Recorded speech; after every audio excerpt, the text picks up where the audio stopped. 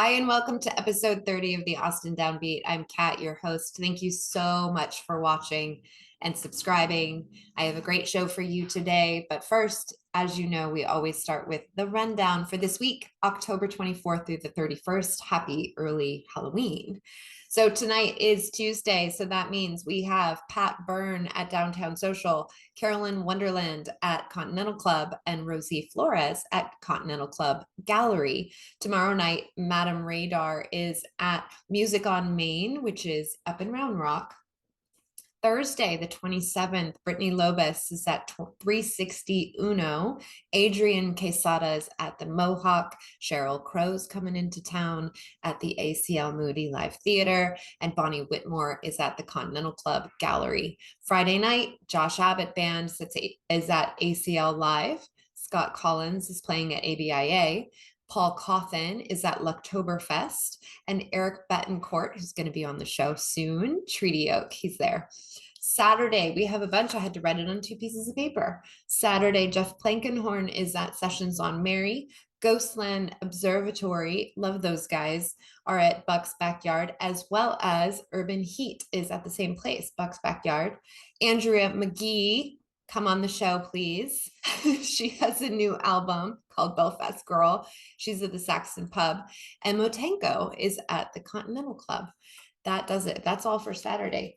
That's our rundown for the week. So I have Katrina Cain on the show. You might know her from The Voice. She was on NBC's The Voice. You might know her from being a Texas girl and a Dallas girl and a girl that kind of moves around, you know, Texas, West Coast. I think she even lived up in the East Coast. So she's kind of been all over, and I love this conversation. I had the opportunity kind of spontaneously to see her live, filmed at an amazing studio. So we'll give them a shout out, called Warm Studios.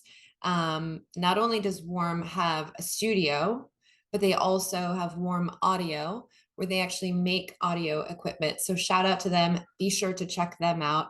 Well, Katrina and her band filmed a video in the studio last night, as far as you're concerned. And it was awesome to see her live. She's so good live. And so that was really nice. I'd say powerhouse would be how I would describe her, you know, but also just not just, it's beautiful power, really. She's a beautiful, beautiful voice, and she's spunky, and I like that. We have a great conversation. I will be quiet now and let you enjoy it. Ladies and gentlemen, Katrina Cain. All right, welcome to the show, Katrina Cain. Thank you for having me. I'm so excited to have you on. Long time no see. We saw each other last night. I was so happy. I saw that you were playing a show, and I'm like, I gotta jump in there and see what she's like live, because I've been listening to your stuff, and so good. I think the one word that I would use to describe you, I mean, there's lots, but like, you're so powerful in the way that you sing. In such a beautiful way. It's not like smack you over the head power. It's like beautiful power. Where does that come from for you? I don't know. I think I get a little lost in the moment sometimes. And it's funny, sometimes when I listen back, I feel like, oh no, I really went for it too much. My voice is like too grating or whatever. It's too strained. But I think like I've had to stop self-editing like that in the moment in order to find these pockets of power and really like let the emotion through. Because when you self-edit, then you will not perform with the same emotion and give off the same quality performance. So, right. I don't know. What were you like as a kid? Were you were like, you know, I mean, I hate to generalize and put like 2 camps, but like I have 2 kids, and one's in one camp and one's in the other. Yeah. What kind of kid were you? I was, it's interesting. I've always been really shy to meet people, but extremely energetic. And like, I was a theater kid. Hmm. I was kind of in your face, like just very, people thought I was outgoing, but I think that was more of a cover of like, I'm really nervous to meet people. So instead of like, I'm just going to be really loud all the time. Yeah, I'll beat him But to it. Yeah. Yeah. so Yeah. I'm a little bit introverted, but very like out there, I think. And that's how I was as a kid. I was very like, I was always singing since I was really young. I was always doing theater since I was really young. And so it just made me very, people used to describe me as bubbly, which I hated. Yeah. But it's, you know, it's accurate, unfortunately. But I was just always out doing something and yelling and singing and running around. Yeah. When did you realize, oh, like I have a really good voice and this is easy for me to express myself in this way. I mean, it sounds like it was always easy for you to express yourself in that way. Like you didn't really care what people thought, like I'm shy to sing in front of people, right? Like, even at 46 years old. So again, kind of two camps of people. But when did you know, like, hey, I'm actually really good at this and I'm liking what I'm hearing coming out of my mouth? Well, I still don't like what I'm hearing coming out of my mouth most Oh, of the time. stop it. But I I'll think smack like you. it's just my ears. It's kind of like a well, that's another topic. This is not actually what you asked at all. But I do feel very much like musicians who do it for a long time start to get dysmorphia of what you sound like. Because I will hear something and be like, that sounded so terrible. And I don't think I know what my own voice sounds like because of the years and years of just critiquing myself and being really hard on myself. Mm. But to answer your original question, I always knew I wanted to do this as the only thing I do, like as a living, since I was like 4. Oh, wow. Um, I was really young when I was like, Mommy, I want to be a singer. I want to be a musician. I really wanted to be a musical theater singer for a period of time, Yeah. which I'm kind of glad I didn't go into that. But yeah, as a kid, I just didn't even think about it. Like I didn't think that it was weird to sing or embarrassing to sing. I had no like self-awareness. I just, because it was something I did from when I was so young, you Yeah. know?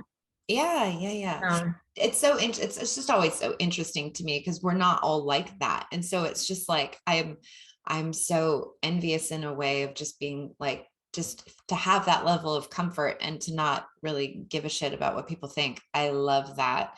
And for the record, like your voice, I've been listening to it so much that like there are so many mile markers along the way of your voice. You have so many places that you go and it's just beautiful. Like I think, I mean, I kind of tired of that word. I mean, I don't feel like that word really justifies it, but it's just so beautiful. Thank you so Yeah, much.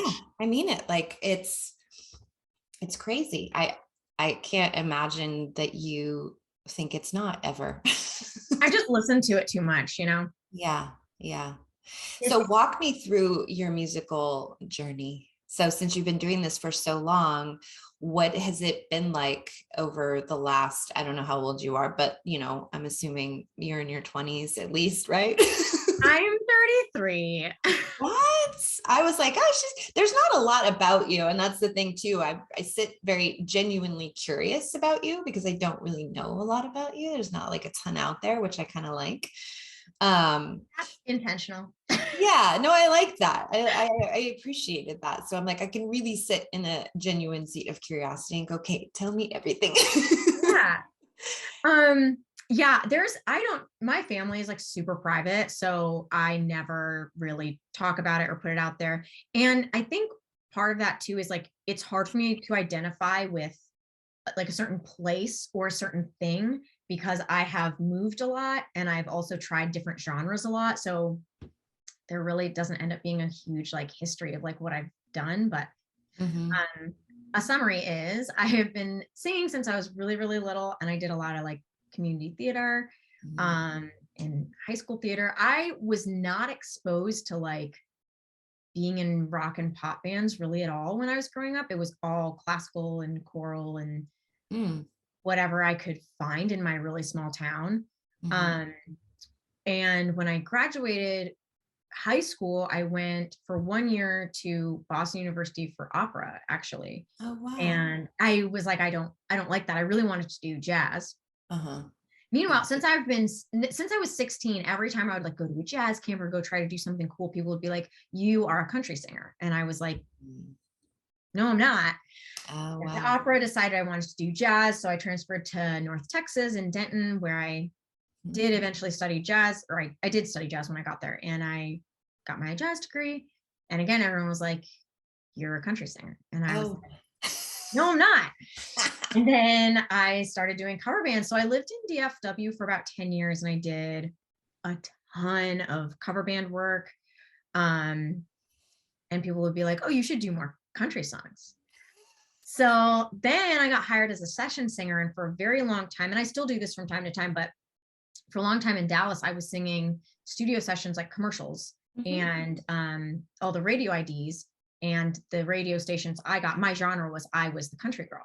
Mhm. So I did hot country, which is like the contemporary country stations, like pop country. Yeah. Um, and then yeah, at the time I was doing a lot of like electro. My own band was like electro pop and all this, and Wow. I really wanted to do that. And then I ended up going on The Voice, and I got put on Blake Shelton's team, and they were trying to get me to sing country real bad.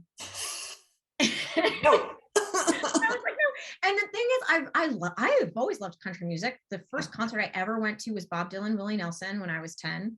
Like Mhm. that was what I grew up on, was folk and songwriters, old Yeah. country and rock and roll. And like that's what I grew up on, but I just didn't see myself as the pop country girl or Mhm. country girl. Um, Moved to LA right after The Voice and was really trying to do pop music. And still people were like, you sound like a country singer. Well, pandemic hit and I was like, fine, I'm going to do whatever I want. I'm going to just write what comes out and not try to be a thing. I'm not going to try to be a thing. I'm Yeah. just going to write what comes out. And what came out really did lend itself well to Americana, like anything within that Americana realm where it's like Mhm. folky or it's Yes. country or it's maybe pop, but it's got some like grit to it, Southern grit maybe. And I think that comes from the fact that I write stories. So Mhm. I had to learn when I was trying to write pop, I was like trying to figure out how to write something that was just like a repeated line over and over. Yeah. You know what I mean? Like Yes. that pop groove where it's like Yeah. really simple lyrics and not really a story. I Yes. really had to learn how to not write stories. And so Mhm. eventually when I just stopped doing that, I was like, I'm not going to try to be someone else. And I wrote stories. I understood why people kept saying that about me, Yes. especially with like a loud belt voice. If you're belting loud and you're telling stories, then you fit in the country realm pretty well. Yeah, I yeah. think. Or zoom out just a little. I think just that Americana folk, I think, because I don't see you Yeah. as straight up country. I mean, sure, when you wear the boots and you kind Yeah. of add the aesthetic, sure. But I see you as more as wider than that. And Yeah. yeah, for sure. That's good feedback too, because I think a lot of people who are like in the traditional country realm definitely wouldn't see me as country. And I agree with them. Like I'm not really writing like cowboy ballads or like honky tonk songs really. But Hmm. it's also not pop. So I Right. don't really know what it is. But um after being in LA and writing this stuff, and Austin was calling, and for a lot of reasons we decided maybe we should move back to Texas and move to Austin. We came here and it's like all of a sudden I feel like it's taken off, like cool stuff is happening, but I think people are relating to my music more, which is the most important thing.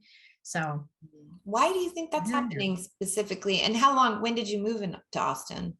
we moved, it was like we got here May 31st. So like June 1st of 2021. So Oh, it's okay. been a year and a few months that we've been in Austin. Uh, Okay. Okay. yeah, we always loved Austin so much that we were here all the time. So It fits for you. I feel like it fits your vibe. To me, if I didn't know, I would just think that like you're from here because you kind I of love you straddle that so well. I mean, with the way you look and your attitude, you're spunky. That's why I love you. And I feel like we kind of, that. like clicked on Instagram and Oh just like, yeah. I like what you give off and you you say what you think, and I love Yeah. that about you. So to me, I just like, it makes sense that you're here. You're not like a Houston or Dallas girl for me, but I haven't known you your whole life. So No, I appreciate that. Yeah, Austin has been like one of my favorite cities for so long. And I don't think I fit in Dallas at all. I yeah. love Dallas. I'm sure people from Dallas will see this, and I've received a lot of support and love, and I love them back. But Yeah. it's a place for me to like visit and tour and like enjoy. But I think Austin fits me for living purposes a little more. So I'm very Mhm. happy to be here. Very Good. happy that no one's mad. I know everyone's mad that so many people are moving here. I'm like, but let me in. I know, I'm from I'm from LA, and Oh, really? so, well, yeah. And so, I have to kind of like keep that a little, well, saying it on this doesn't really help me, but yeah, you do have to kind of be careful because Yeah. people don't love it. Well, when we lived in LA, we got a lot of shit about being from Texas, like a lot of hate. And it Really? really bummed me out. And then we moved to Texas, and I still have my California ID because I can't seem to get an appointment at the DMV. I made one and I missed it.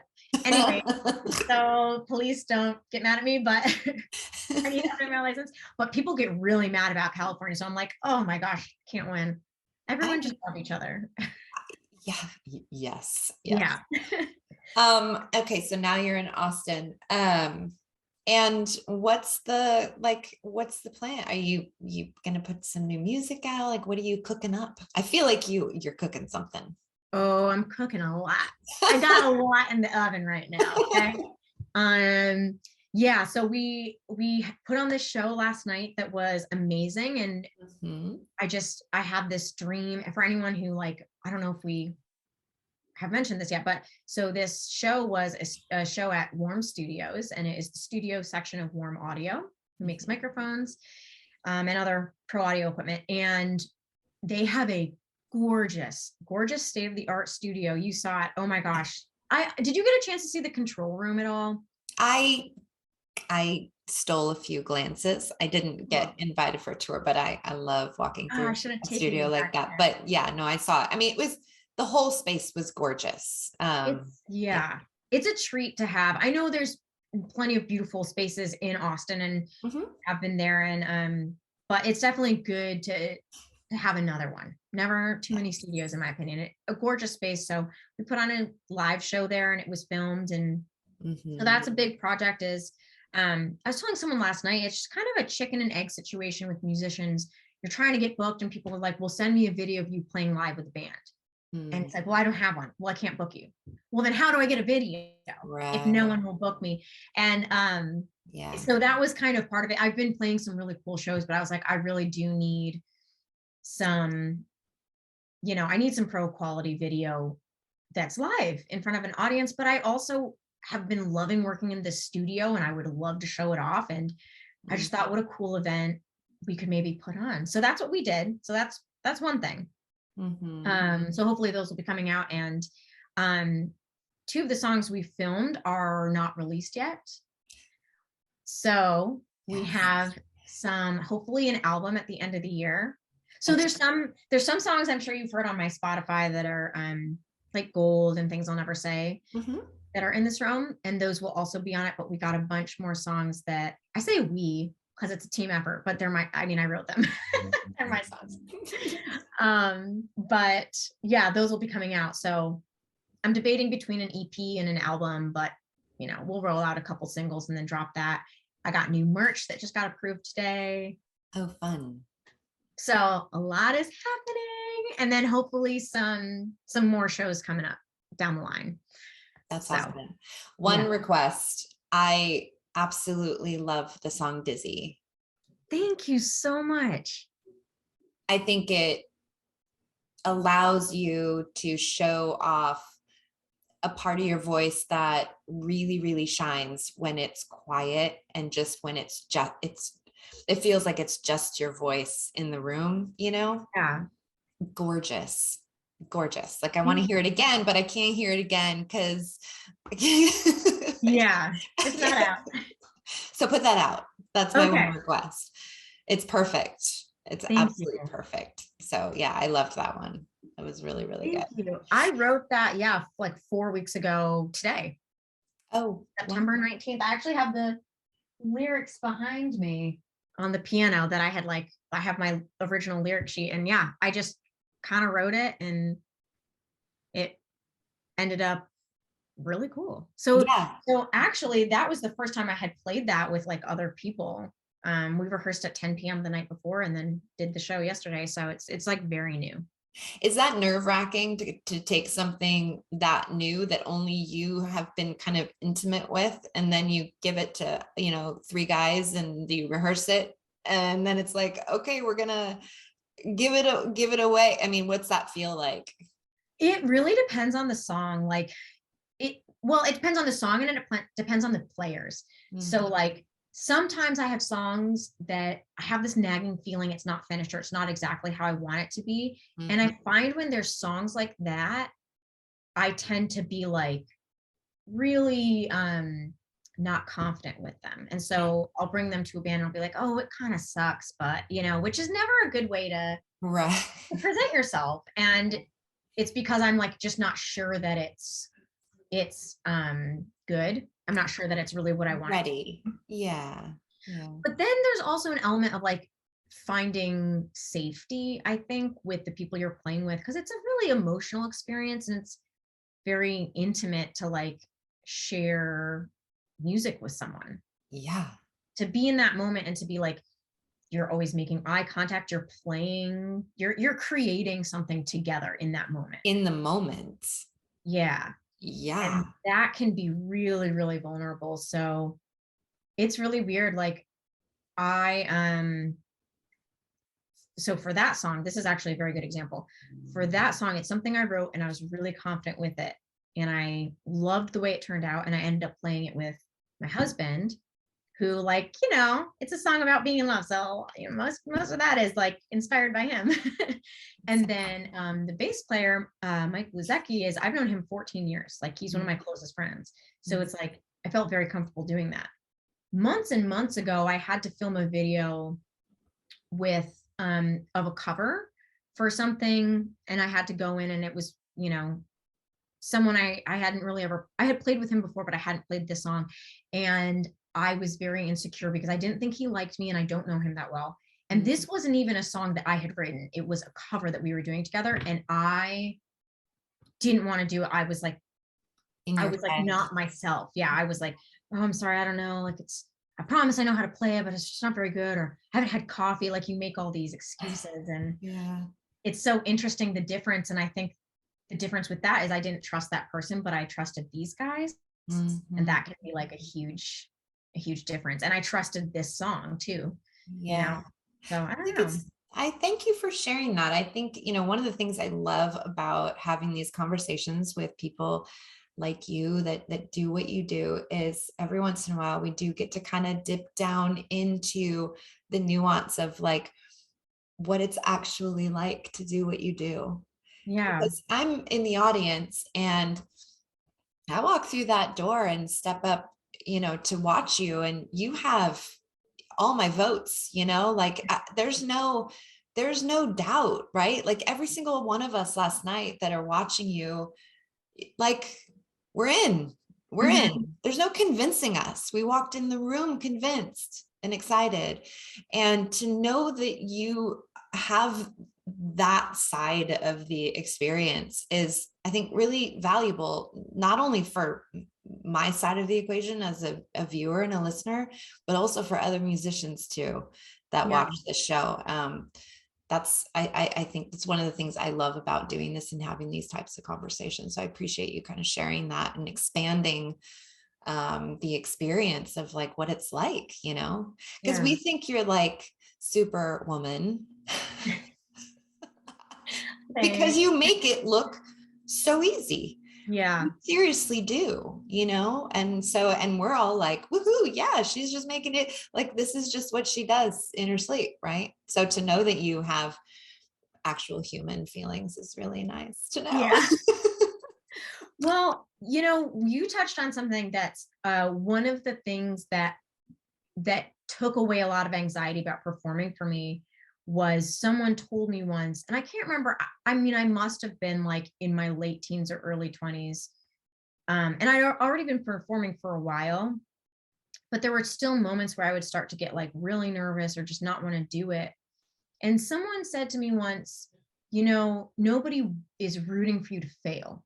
Mm-mm. There's no one out there that's actually wanting you to fail. And I taught for a while, so I started telling my students that, because that changed my perspective, because a lot of anxiety, if you really break it down, doesn't come from yourself. It comes from other, like your worries about what other people think. Right. So people will be like, no, I'm worried that I'm going to do badly. But you're like, but to who? You know what I mean? And Mm. it's because you're worried, you think other people are like, let's see what happens here. She's Right. gonna stink, but it's like, no, everyone just wants to see you do well. And so by that same token, if you do mess up, people are usually like, oh, it's okay. People don't care if you mess up. Yeah. They Yeah. truly don't. If they do, then they're just not a good person. They're not the right person for you to be I friends with. think they're the exception for sure. I've Yeah. heard it put another way too, of like everyone sitting in that seat in the theater watching that person perform sees that person performing what they're doing as absolute courage. Yeah. Every eyeball looking at that person performing is seeing courage. Whereas that person performing could feel weak and vulnerable. We Yeah. don't see that. We don't see vulnerability. I mean, we're only seeing courage, which Yeah. makes us as human beings root, right? And that's what I Yeah. love about humans, that we really are mostly good. Yeah. There's a lot of people that suck. And some Yeah. days I only see the people that suck. Yeah. But I really, really believe that, you put someone in a theater and you put you up on stage, and we're all at our best. Yeah. Yeah. Yeah. I That's love that. cool. Awesome. So in this life that you have chosen, you are singing and you're writing and you're performing. And if I asked you, what's the ultimate message you have and who is it for? What would it be? Like Oh my God. what's the point, Katrina, Of life? of you singing and your messages and your songs and like if you had to distill it down to like what is the ultimate thing that you want to communicate to people, I and who think who do you think needs to hear it the most? Mhm. I think the ultimate thing I want to communicate is that we are more the same. We are more alike than we are different. Mhm. That is what I have really come to understand in the last couple of years. Mm. There's been a lot of divisiveness in the world, and it's so interesting because I refuse to fly off the handle. I will sit down and have a conversation, even if I fundamentally disagree with everything you said and everything. I will have a conversation and listen. And it's so interesting how Mm. many of my friends on opposite sides of whatever spectrum we're talking about will actually be saying the exact same thing. Mhm. And so I wish that I could communicate to everyone that we as humans are more alike than we are different. Mm. And I think music really, really communicates that, because you'll find people loving the same song. You'll see millions and millions and millions of streams on a song. People are using it for their weddings. People are, listening to it when they cry or when they're super excited or in their car on a long drive, and they're connecting with it. And Mhm. those are a diverse group of humans connecting with Mhm. that same song, with that same message. And they don't even realize how alike they are, Mm. despite I the different love life that. paths. So I would like to communicate that to everyone, quite frankly. Listen up, everybody. Yeah, I think it's important.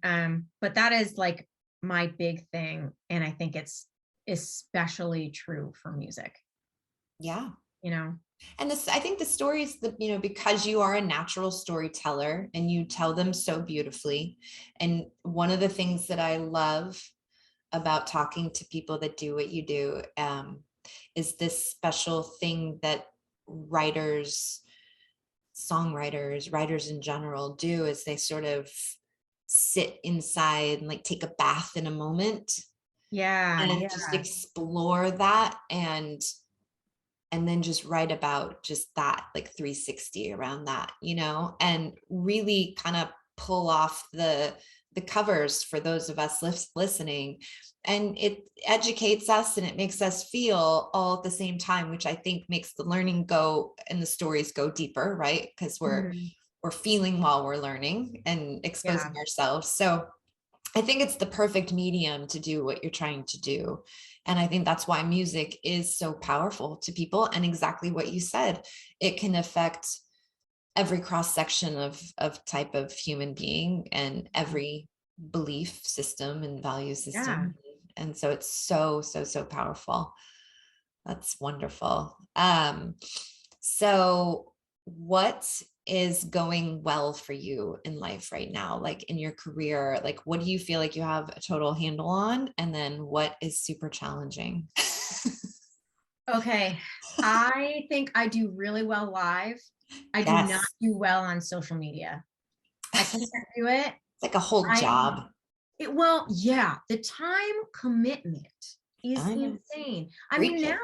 now there's degrees in this and there's entire career paths in this. So how am I supposed to do that and also be my own booking agent and manager and also write the music? Mhm. It's just impossible. And do my hair and makeup. It's like Your everything. hair and makeup looked great last night, by the Thank way. you. I was like, I had like a tiny mirror doing it in back after sound check.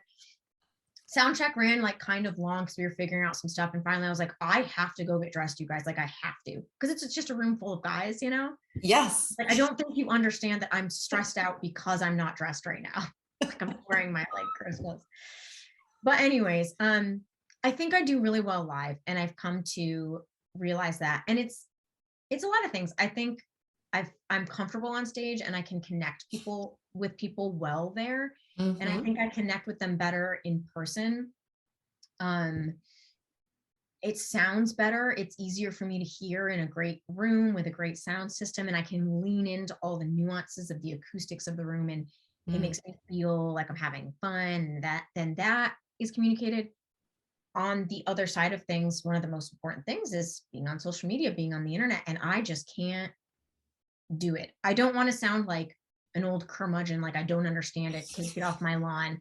But truly, there are things I'm like, I don't connect with a lot of the trends that are on social media. And so it comes across as inauthentic.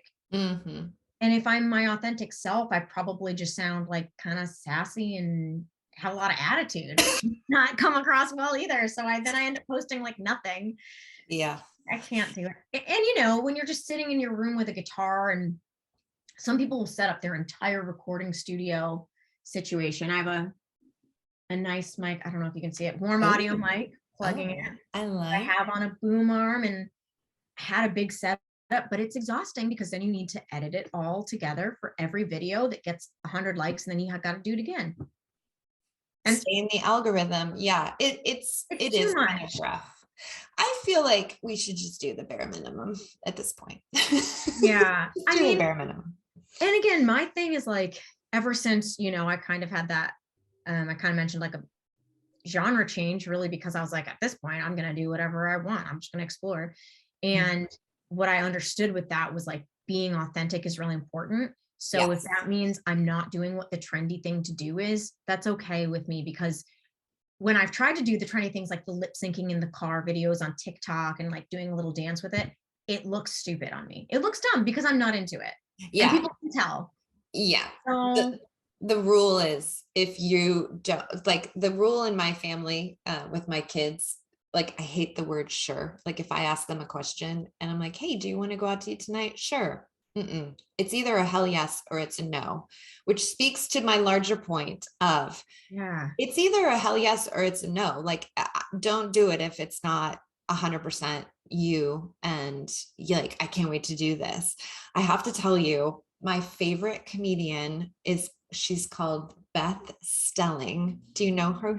Who I she is? don't, but Okay. I'll look her up. I I'm love going to comedians. learn from her. And the reason I say this is because just today I was on Instagram and she talk about if you want just a master class in authenticity, just start following Beth Stelling. I've seen her live. She is my absolute favorite. And her latest post, I don't know if it's on her grid or her stories or whatever, but try to catch it. she's touring all over the place. So she's constantly doing these little bits and like little, promo bits, whatever. Yeah. And they're really great. And usually they're like snippets of her on stage, and then it'll cut to like her next show graphic.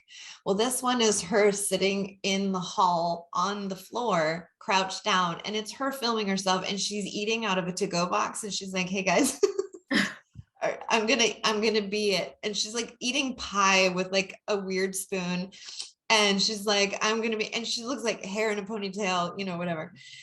And then all of a sudden someone's walking up to her. It's like her makeup artist or something. And she's like, "Oh, hey babe, how are the cramps?" She's like, "I'm just filming a video. Here you go." And that's it. And then it cuts and it's perfect. But my point is that everything she puts out is so authentic, Beth. Like, Yeah. it's like, fuck everyone else. I don't give a shit. This is who I am. But she's a comedian too. So like that's such her thing. But anyway, I saw that today and it just is like, yes, 100% be yourself. I love that. Yeah. Always. Trends are kind of sucky. Yeah. They take a lot out of me to be like not authentic. And I think I've always been a little bit like, I don't follow the crowd. Yes. A little bit. Like, even though like I'm not that different. I have one facial piercing. Ooh, like I'm not like that weird of a person, but when a trend comes around, I generally hate it. Like, yeah, or like don't want to do it just because everyone else is doing it. Yeah. And like I don't. That's a little bit like contrarian, you know what I mean? It's like, like for no reason. You can just like the thing that everybody likes. Like I know. Yeah. Like I don't celebrate Mother's Day on Mother's Day. You don't? No. Like I don't take me out to lunch with a bunch of other moms like in this obligatory thing. Like we will celebrate on a different day. Yeah. So my kids are always like, "Happy Mother's Day," but not really. Yeah. That's funny. I'm training them to be nonconformists. I love that. Hell yeah. Awesome. Well, all right. We have to unfortunately wrap up soon. I could talk to you all night. We could have a glass of wine and come over. Well, we should hang out. Yeah. Yes, I would love that. That would be so fun. So you have a couple shows. I wrote them down. You have some shows in November. You're playing at the Kessler in Dallas, not too far away from Austin, on the 6th. And then on the 10th, you're at So Far Sounds. Yes. And so that So Far will be in Austin. So yes. So everyone sign up for the Austin shows. Yeah, we'll push that for sure. And then on the 16th, you're at Geraldine's and you're with Erica. Yeah, Erica Michelle. Yeah. Awesome. Yeah. She has a gig and she was like, "Hey, do you want to just split it and song swap with me?" So it's going to be, I don't know how long it is, 2 hours or something of just fun. or an hour and a half. I can't remember, but it's going to be a nice long set of just playing tunes back and forth. A lot of originals, probably a couple of our favorites, share what our favorite covers are. So it'll be really good. I love, speaking of covers, your Rhiannon cover. That's got a lot of love. So you did that in 2018. What was the impetus behind doing that cover? Yeah, that was my audition song for The Voice. That's what got me on The Voice. And they actually, that season, they were trying something new where they did not actually record, because usually once you perform a song on the show, like on television, then they'll put you in a studio and record it and then they release it. And they didn't do it that year until the very later rounds. So Rhiannon was never recorded. And I was like, well, I guess I'm recording it then on my own, because people were asking for it. And I was like, I don't know. I mean, they're not recording it. I still like my version of it. So yeah, let's do it. It's gorgeous. So I recorded it. And it got a lot of love. I mean, super high numbers on Spotify and all that. Yeah. All that business. Yeah. Okay, cool. What's the best way? I always ask people this. What's the best way that people can support Katrina Cain? Best way would be to follow me on Spotify and add a couple songs to your favorite playlists. And then the next best way is to come out to shows. Yeah. Really just to be in the audience makes a huge difference because when you're booking a show, they ask how many people you can bring. Yeah. And it's a bummer if people, I it's always nice to have Instagram likes, but I don't care about Instagram and social media and TikTok. Like if you can be at Yeah. my show, that's way more important. So Butts in seats. That's what we yep, like. yep, love Yeah, it. I know. And, now that I would think, with things opening back up, I would think that, people were kind of coming out in droves and really wanting to see live music. I think that I've heard from different folks that I've had on, like, maybe it's not up to the place that it used to be or has been, but more and more, I think that people are kind of getting the Yeah, the hint of like, yeah, we gotta, if we're the live music capital of the world, yeah. get No, out there and see some live uh, music. and that'll help the venue stay in business too, which will help us Yeah, musicians. It's all we all got to just support each other, you know? yeah, for sure. And you have some cool new merch coming, so we can also buy merch. Heck yeah. I'm excited. And your website is katrinacain.com, so super easy for folks Yeah. to find. Awesome. Well, thank you so much for stopping by. I've really been looking forward to this Yeah. for Thank a you so while. I had to much. take a little time off, so I appreciate you being patient and Yeah, making it definitely. happen now. I wish you the best of luck. I will be in the front row cheering, and it's such a pleasure to promote your stuff and get people to, you know, turn them on to your music and what you're doing. I'm really digging it. And I think as you find and kind of not narrow, but find your way in the genre world, I feel Mhm. like it's just getting tighter and tighter and tighter. And it's just more and more and more of who you are. You can really tell that in your music. And it was such a delight to see you live, because I agree with you. You nail it live. Thank you so much. Yeah, it was Thanks really, for really good. having me on. It was an absolute pleasure. All right. Well, we'll have you on again, All right. Sounds good. maybe when the album comes out, we can do Yeah. something fun. Yeah, for Interesting. sure. All right. Well, that does it for another episode of the Austin Downbeat. I'm Kat, your host. This is Katrina Cain, our guest. Thanks for watching, and we will see you next time.